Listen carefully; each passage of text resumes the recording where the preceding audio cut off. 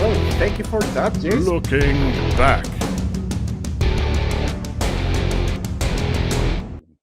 Very fancy. Thank you for that, Jason. And yeah, thank you, Free Thought Almanac, where this article was published. This is a July article by Ronald Bruce Mayer. So read, people. It's very interesting. And usually, when I introduce a topic, I enjoy telling a personal anecdote about it. And today, it won't be the exception.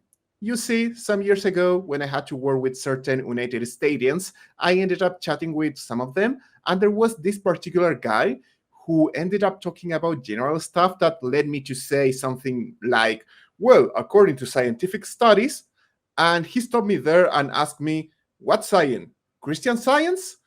And that was the moment when I learned about this concept, this idea of Christian Science, something separate from real science, and that I see as nothing more than but a very, very dishonest way of trying to put, connecting real facts with mythology, specifically Christian mythology, because this is related to bits of Bible and stuff like that, and try to make it seem how it could be possible. And this article, it goes deeper into this origin, the origin of this concept, the idea of Christian Science. And I'm going to quote from the article as I usually do. It was on this date, July 16, 1821, that Mary Baker Eddy was born near Concord, New Hampshire, into a Congregationalist family. A Sikh youth, Eddy studied alternative medicine alongside the Bible in search of a mind-body Bible connection, prompted by her supposed recovery from a life-threatening accident in 1866 through biblical insights. In 1867, she published the first edition of Science and Health with Key to the Scriptures.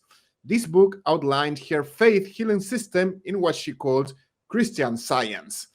And this terrible way of, connecting facts with the Bible is what has led to other scammers such as Ron Wyatt to say, no, science proves that there is an ark on Turkey. That mountain is obviously an ark, and silly stuff like that. And sadly, I mean, she didn't really understand or explain much about these mystical healing properties of the Bible, mostly because she kept being sick. She went to doctors regularly. And she even said, also, she founded her Christian Science Church in Boston, Massachusetts. And she actually won some Pulitzer Prizes. Read the article, you will see that some of those things were won because she plagiarized some material.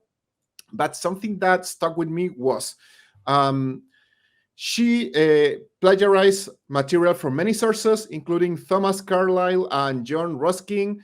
Her system rejects the germ theory of disease, seeing sickness as the medieval church did, as a manifestation of incorrect faith, as an illusion.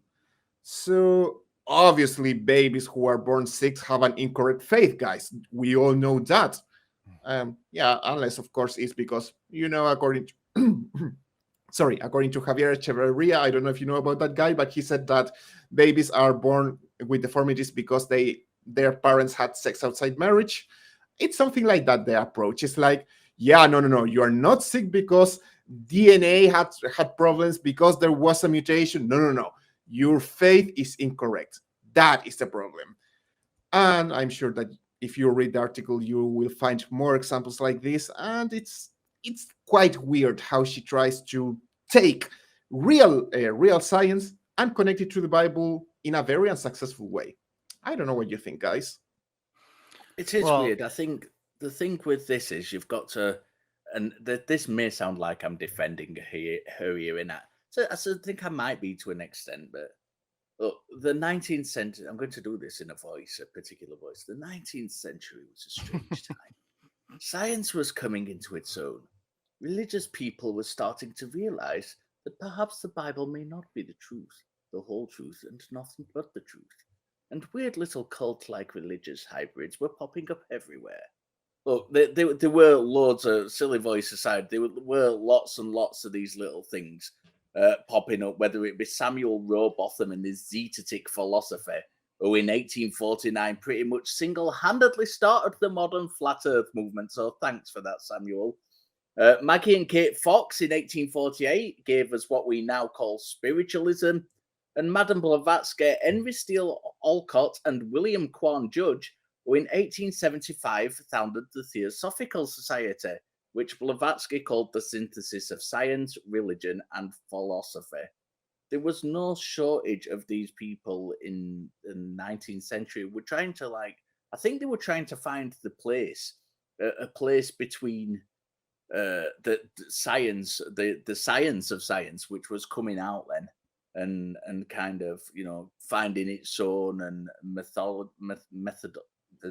methodological naturalism were kind of coming into place to kind of find out how the world actually worked. And there were people who were still holding on to the religious ideas, deeply held religious ideas, which had been indoctrinated with. And I think it was only natural at that time for many people to kind of start trying to amalgamate the two things, the new methods and ideas that were coming out of the Enlightenment, and then the deeply held religious views. So she wasn't the only person. And that is where I'm going to stop defending her, because what she did was actually quite dangerous. Yeah, it's really really interesting that she was able to go to the doctors because she was sick, but then preached that you shouldn't because only faith can heal you. And going back to what Teo says, I mean, obviously everybody knows that faith begins at conception. What do you think, Scott? Well, how can I follow that, right? To me, when I saw this this article, I had no idea what Christian Scientist was all about. To me, it was just childhood memories of driving through downtown and seeing the Christian Science reading room and wondering, what is that? It's Christian and science. And even back then, I knew that there was at least some kind of resistance. I'll diplomatically say, between religion and science there.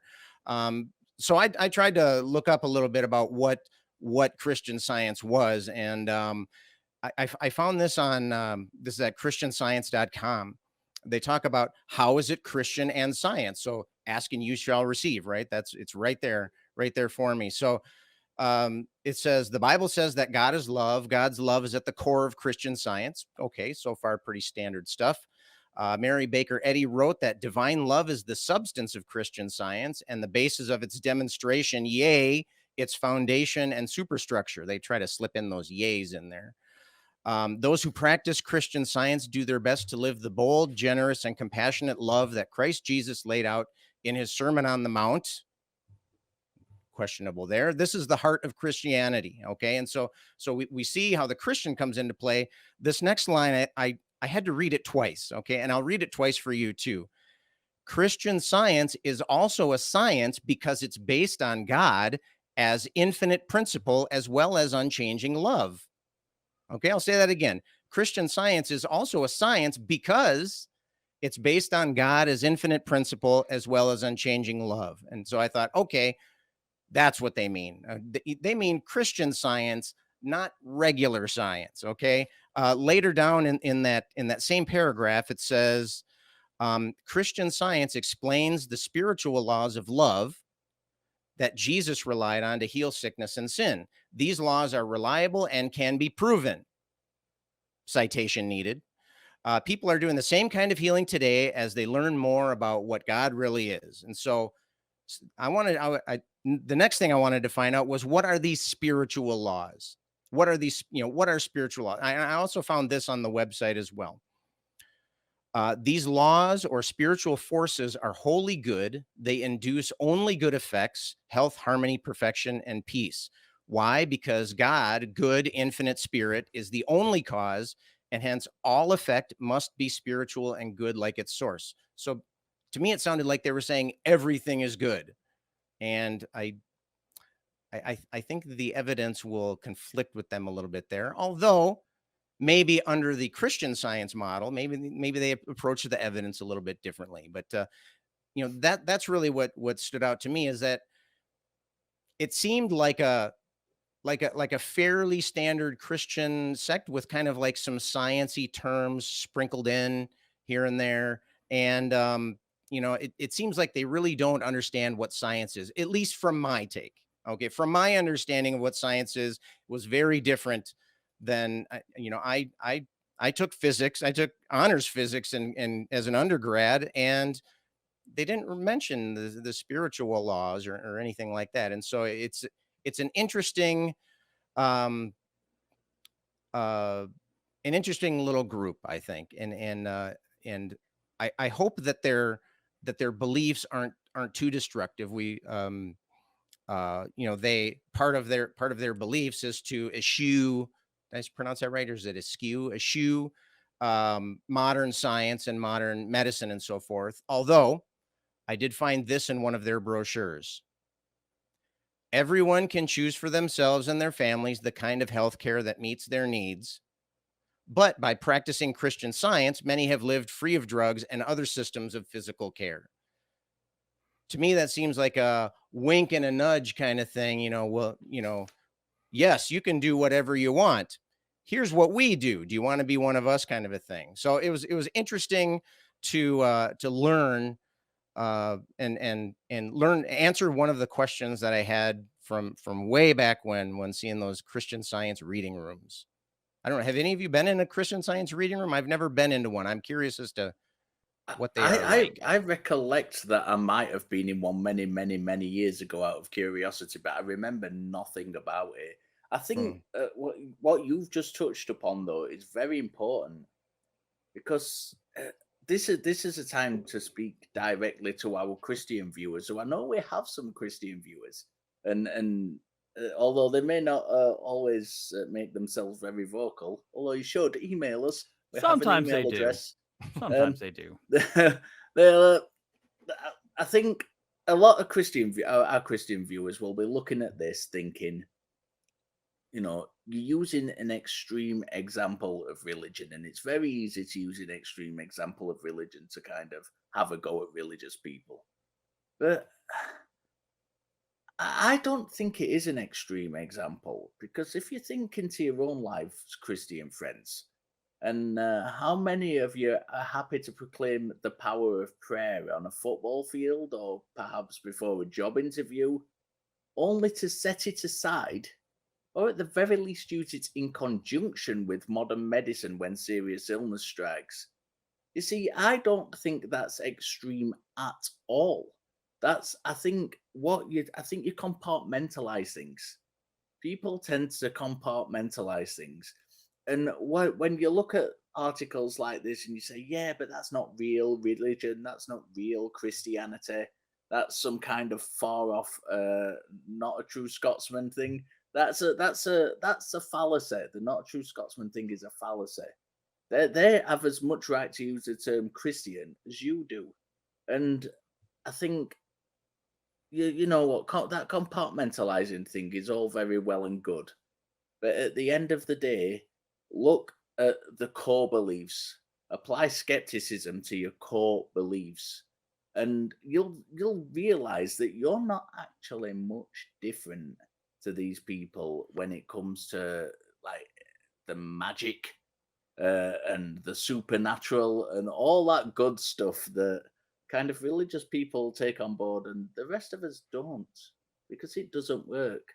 That's why we go to the doctor, and it's why the founder of Christian Science went to the doctor, because when it comes down to it, that's what's important. The science. The science is important. The Christian bit, not so much. So we've been looking at the life and times of Mary Baker Eddy, and the thing that she created. Now some little bit of good news, because at the height of Christian Science, they've had an estimated up to 1 million members, and this is like, wow, that sounds like a lot. But when you look at obviously the entire population or the entire population of Christians in general, it really isn't all that much. And Christian Science, just like many other sects within Christianity, Catholicism, and just religion in general, has also been suffering massive losses. And to the point where today there are approximately 1,750 congregations worldwide, 900 of them being in the United States.